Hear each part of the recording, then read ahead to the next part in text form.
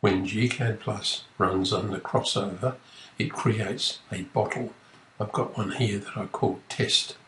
If your copy of gCADPlus is not working the way it should, it's a good idea to go to the bottle and remove it. So the bottle that's selected now is test, and I'm going to remove it. Delete that bottle. Now let's install a fresh copy of gCADPlus. So we go up to Configure and Install Software, and we're going to select an application. So we can browse all applications. I'm going to use an unlisted application. We're going to choose an installer file. And I've got one in my down box, my downloads box. So we've selected the application, selected the installer.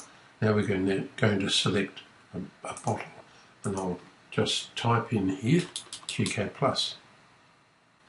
Now I'll continue.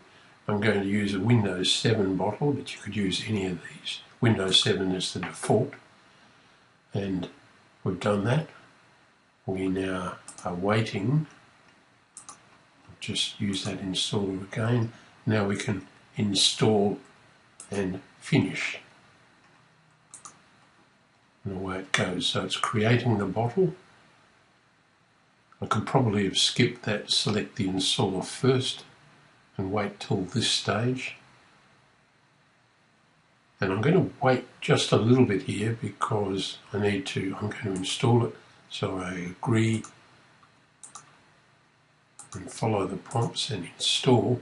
But what I won't do is run it just for the moment.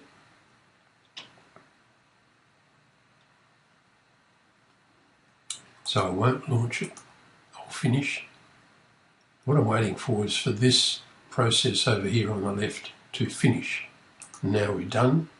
So we have a folder called gCADPlus, and we can now run gCADPlus, and let's test it in demo mode. We'll run one of the, let's make the window a little wider, and let's just test, is the library there? Yes, it is.